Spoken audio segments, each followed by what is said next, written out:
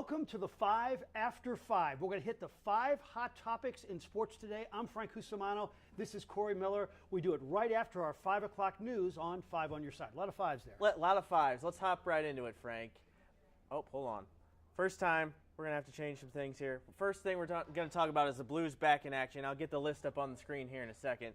But huge thing, Bennington is going to start this first game back. That's a lot of faith in a guy. Well, they probably just want to get him going, right?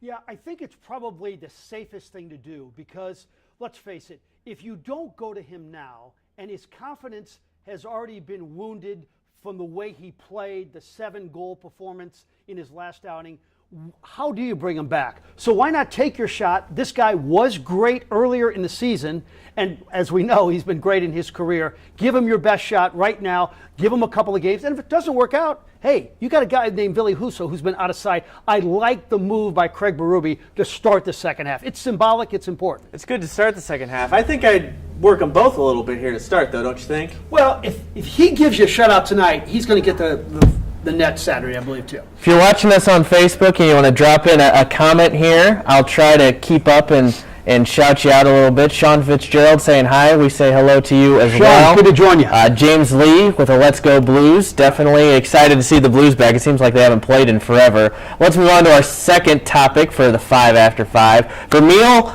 Holt, and the Hall of Fame chances. Big night tonight. We don't have a team anymore, but we still got guys to root for. Dick Vermeil and Torrey Holt can go into the Hall of Fame. You think it looks pretty good for Dick Vermeil? Dick Vermeil called some of his ex-players yesterday in the St. Louis area and told them that you should watch tonight's program on ABC at 8 o'clock because there's going to be good news. So Dick Vermeil at 85 years old. Can you imagine at 85 years old you get the best news of your life? It's insane. And, you know, he's going to be, I think, I looked that up today, the 27th coach to go into the Pro Football Hall of Fame.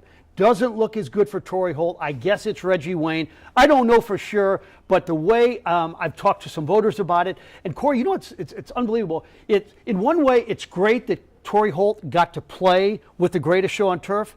In another way, it's not good because they're thinking, wait a minute, you won one Super Bowl. Yeah. You can't have 5 guys on one offense. That is actually hurting him now. Eventually, he'll get in. I don't think it's going to be tonight. I hope I'm wrong.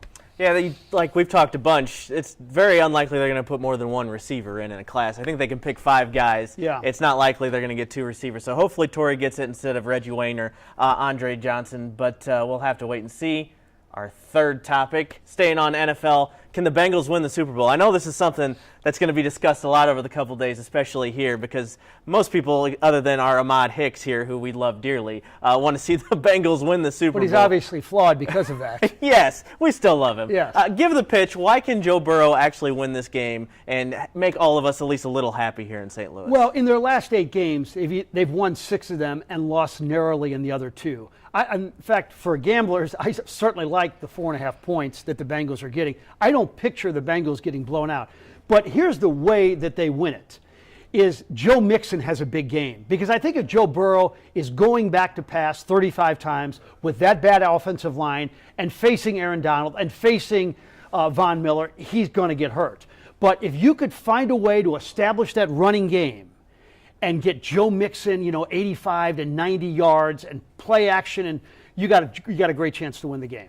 Let's move on. Hit number 4 here. The NLDH is coming. Rob Manfred pretty much said that today when he spoke to reporters in Orlando, even though the labor situation is still dragging on. We don't know when we're going to get baseball, but we know a DH is going to be coming to the National League. First thoughts, what should the Cardinals do?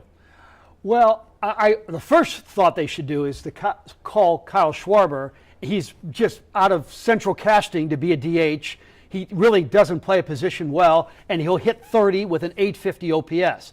But I don't think that's realistic. I don't think the Cardinals are going to do that. I think it's going to be a combination of a Lars Nootbaar, maybe a Nolan Gorman. Juan Yepez, they like a lot. I mean, they have candidates. I know that there's some baseball purists that don't want this to happen.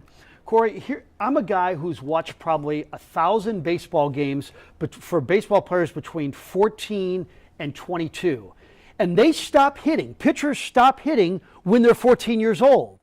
Most of them, unless they're just stud athletes. So why should a guy who hasn't hit for 6 or 7 years get a bat in his hand and expect to hit a 97-mile-an-hour slider? I think it's time to do it, and I'd much rather watch, I'd much rather watch a DH hit than Max Scherzer, who went like 0 for 90 last year. Yeah, there's been a number of Cardinals injuries to pitchers while they've been hitting the last few years. I've come around on this. I used to be no DH no matter what because I like the weird things that happen in baseball. But I've come around as well. It's gonna happen, especially since Rob Manfred said it today. What do you think about teasing little Albert Pujols reunion? Is that any closer to happening because now we're definitely going to get a DH?